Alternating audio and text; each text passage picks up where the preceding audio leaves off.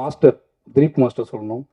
ஏன்னா இந்த படத்தை எப்படி எந்த மாதிரி கொண்டு வரது, யார் சப்போர்ட் இருக்குது அப்படின்னு சொல்லிட்டு நான் வந்து கொஞ்சம் ரஞ்சித் டிஸ்டர்ப் பண்ணக்கூடாது, நமக்கு தெரிஞ்ச ஆட்களை யாரும் டிஸ்டர்ப் பண்ணக்கூடாது, நம்மளை ரொம்ப நம்பி நம்மளுடைய எமோஷனலாக ஆட்களை யாரும் டிஸ்டர்ப் பண்ணக்கூடாது, நம்ம வந்து ஒன்று நம்மளே பண்ணிவிடுவோம், இல்லை ரெஜின்ட்ட பண்ண சொல்லுவோம், இப்படி தான் பிளான் பண்ணிகிட்டு இருந்தேன். ஒரு நாள் பைசன் ஷூட்டிங் வந்தது, வாழை காட்டுங்க எனக்கு அப்படின்னாரு. நான் ஷூட் பண்ணிட்டு இருந்தேன். அப்போ கேப்பில் வாழை பார்த்துருங்கன்னு சொன்னேன். வாழை பார்த்துட்டு வந்தார். வந்துட்டு தலைவா ரொம்ப எமோஷ்னல் ஆகி அன்றைக்கி ஃபுல்லாக ஷூட் பண்ண மாட்டேன்ட்டார், நீங்களே பண்ணிக்கோங்க, நான் கொஞ்சம் ஃப்ரீயாக விடுங்க அப்படின்னு சொல்லிட்டாரு. ஒரு 2 hours பட்டில் ஸ்பாட்டுக்கே வரல, உட்காந்துட்டே இருந்தார். அதுக்கப்புறம் வந்தார். வந்துட்டு தெளிவாக நம்ம தியேட்டருக்கு பண்ணுறோம், நான் இந்த படத்தில் இருக்கணும் உள்ள, அதான் நீங்கள் இருக்கீங்களே மாஸ்டராக இருக்கீங்களா அப்படின்னு. இல்லை நான் வந்து இந்த படத்தோட எல்லா விஷயத்திலும் நான் கூட இருக்கணும், என் பேர் இந்த படத்தில் இருக்கணும் அப்படின்னு ரொம்ப ஆசைப்பட்றேன், சினிமாவுக்கு வந்து ரொம்ப ஆசைப்பட்ட விஷயம் தான் அப்படின்னு சொன்னார். எனக்கு ரொம்ப சந்தோஷமாக இருந்துச்சு. ஏன்னா அவர் சொல்லும் போது கண்ணு கலங்கிருந்துச்சு. மாஸ்டர் கண்ணு கலங்காமல் நமக்கு பயங்கரமாக பிரமிப்பாக இருக்கும்ல. அப்போ ஓகே மாஸ்டர் அப்படின்னு சொல்லி தான் உள்ளே வந்தார். அவரோட கம்பெனி வந்து அவரோட ப்ரொடக்ஷன் உள்ளே வந்து என் கூட சேர்ந்து நீங்கள் என்ன வேணாலும் பண்ணுங்கள், அந்த படத்துக்கு ஃபுல்லாக நான் ட்ராவல் பண்ணுறேன்னு சொல்லி சப்போர்ட் பண்ணுறாரு. அவருக்கு ரொம்ப ரொம்ப நன்றி. ஏன்னா அவரோட ரிவ்யூ பார்த்துட்டு தான் எனக்கு ரொம்பவே என்ன சொல்கிறது, அவரோட அந்த ஆக்ஷன் சீக்வன்ஸ் எடுத்துக்கிட்டு இருந்தார். அவரோட ரிவ்யூ கேட்டதுக்கு அப்புறம் தான் அவர் இது உள்ளுக்குள்ளே கஷ்டப்பட்டு என்ன சொல்கிறது உடச்சிக்கிட்டு உள்ளே வந்ததுக்கப்புறம் தான் எனக்கு பெரிய நம்பிக்கையே வந்துச்சு வாழையை பற்றி. நிச்சயமாக அந்த நம்பிக்கையை உங்களுக்கு இருக்கும்னு நம்புகிறேன். அப்புறம் இந்த டீமில் சந்தோஷ் சார் சொல்லணும். சந்தோஷ் நாயன் சார்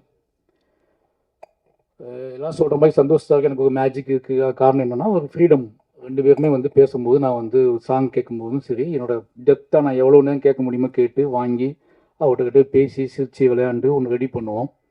நான் படம் முடிச்சுட்டு இருந்தால் இங்கே பாதி பாட்டு வாங்குவேன். படம் ஸ்டார்ட் பண்ணும்போது பாட்டே வாங்க மாட்டேன். ஏன்னா என்னோடய விஷுவலை பார்க்கணும், என்னோடய வேர்ல்டை புரிஞ்சுக்கணும், என்னோடய கதாபாத்திரங்களோட கண்களை வந்து மியூசிக் டைரக்டர்ஸ் பார்க்கணும்னு நினைப்பேன். ஏன்னா பழைய மம்மாலேருந்து நான் எல்லா பாட்டையுமே படம் முடிச்சுட்டு தான் வாங்கியிருக்கேன். ரகுமான் சார்ட்டையும் அப்படி தான் நான் வாங்கினேன். அது ஒரே ரீசன் என்னென்னா, எனக்கு வந்து ஒரு ஒரு கட்டத்துக்கு மேலே அது வந்து அவங்களுக்கு ரொம்ப அவேவாயிடுவாங்கன்னு பயமாக இருக்கும் கதை சொல்லும் போது. இதான் கதை லைன்னு சொல்லிட்டு அப்போ படத்தை கொண்டு போய் காட்டுவேன். அப்படி படம் காட்டி தான் வந்து எல்லா பாட்டும் மியூசிக் வாங்கணும். வாழையும் அப்படி தான் பார்த்தாரு. வாழை பார்த்த அவரும் அதே அந்த நாள் ஞாபகத்தில் இருக்குது எனக்கு. வாழை வந்து பார்த்தாரு. பார்த்துட்டு ஒரு நம்ம வேற மாதிரி பண்ணுவோம் இதை அப்படின்னு சொல்லி ஸ்டார்ட் பண்ணது தான் இந்த படத்தில் பாடல்கள். நிச்சயமாக அந்த எனக்கு வந்து ரொம்ப பிடிச்ச, எனக்கே நான் அதிகமாக கேட்டுட்டு இருக்க பாட்டு வந்து இந்த படத்தோட பாட்டு தான். இப்போ அதிகமாக என்னை டிஸ்டர்ப் பண்ணுற பாட்டு வந்து இதில் பாதவத்தின் ஒரு ஒப்பாவை பாடல் இருக்குது. அந்த பாடல் எப்படி உருவாச்சுன்னு எனக்கு தெரில. டக்குன்னு 2 பேர் பேசிக்கிட்டு இருந்தோம், அது டக்குன்னு வந்துடுச்சு, எழுதிட்டோம். ஆனால் அந்த பாட்டு நெஞ்சை போட்டு அறுத்து எனக்கு இப்போ அதிகமாக நான் எப்போல்லாம் எமோஷனல் ஆகணும் அப்போல்லாம் அந்த பாடல் கேட்டுகிட்டே இருப்பேன். எனக்கு பிடிச்ச மாதிரி ஒரு 4-5 சாங்கையுமே போட்டு கொடுத்துருக்காரு. அதுக்கு போல் பேக்ரவுண்ட் மியூசிக் கல்கி பண்ணிகிட்டு இருக்கும்போது வாழைக்கு பண்ணிகிட்டு இருக்காரு. அப்படியே நான் பயந்துக்கிட்டே இருந்தேன், கல்கி பண்ணிகிட்டு இருக்காரு இப்படி கரெக்டாக செங்காகுமா அப்படின்னு சொல்லி. ஆனால் பக்காவாக எல்லாத்துக்கும் பிடிச்ச மாதிரி பண்ணி கொடுத்துருக்காரு. எனக்கு ரொம்ப பிடிச்சிருந்துச்சி ஒரு பேக்ரவுண்ட் மியூசிக் இந்த படத்தில். ரொம்ப நன்றி சார். எனக்கே ஸ்பெஷலாக பண்ணுறீங்க அப்படின்னு தான் சொல்கிறாங்க, அதுக்கும் ரொம்ப நன்றி. அப்புறம் என்னோடய டீம், கேமராமேன் இன்னைக்கு வர முடியல, அவர் வந்து மதுரையில் ஒரு ஷூட்டில் இருக்காரு, எடிட்டரும் வர முடியல.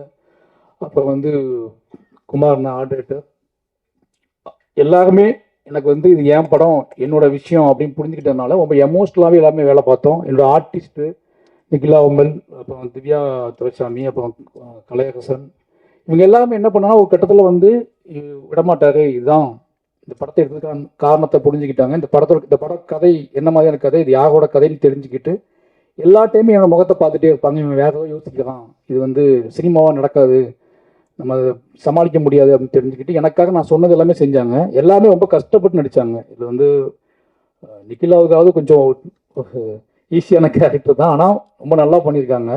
பட் ஆனால் கலை, திவ்யா, இவங்க எல்லாத்துக்குமே வந்து ஹார்ட் ஒர்க், மேன்லியாக அவங்க வந்து ரொம்ப கஷ்டப்படணும். எல்லாமே நான் பட்ட கஷ்டம் எல்லாம் அவங்க படணும் அப்படின்னு சொல்லிட்டேன். அவ்வளோதான். நான் பட்ட என்னெல்லாம் கஷ்டப்பட்டணும் சின்ன வயசில், அதெல்லாம் நீங்கள் படணும்னு சொல்லிட்டேன்.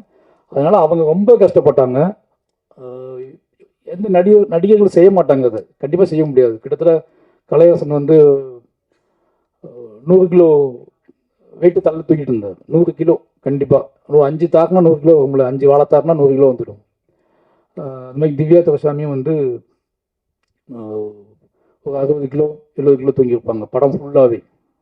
அது என்ன அப்படின்னா அவங்க கழுத்து பிளக்கணும், இது எல்லாமே வந்து ட்ரைனிங் கொடுத்து அதை போய் சகதி இது எல்லாம் நிறைய விஷயங்கள் இருந்துச்சு. எல்லாமே மாரி செல்வராஜ் அப்படிங்கிற ஒரு பையன் மேலே ஒரு டைரக்டர் மேலே இந்த மரியாதை மட்டும்தான் ஒரே ரீசன்.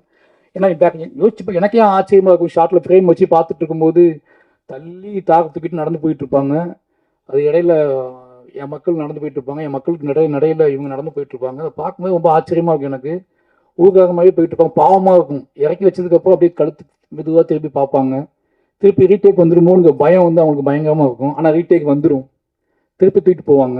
ஏன் அவங்களுக்கு பெரிய உந்துதலாக இருந்துச்சுன்னா அந்த பசங்க இதே வெயிட்டை இதே விஷயத்த பசங்க சமைக்கிறாங்க அப்படின்னு பார்க்கும்போது அவங்களுக்கு இன்னும் சப்போர்ட்டிவாக இருந்துச்சு. எல்லாருமே ஓப்பனாக சொல்லணும் அப்படின்னா நிறைய வேலை வாங்கியிருக்கேன். அந்த வேலையை அந்த எமோஷனில் புரிஞ்சுக்கிட்டு எல்லாருமே ரொம்ப ஹார்ட் ஒர்க் போட்டு இந்த படத்தை பண்ணி கொடுத்துருக்காங்க. அதனால எவ்வளோ என்னோட மொத்த டீமுக்கு வந்தும் ரொம்ப நன்றி சொல்லணும்.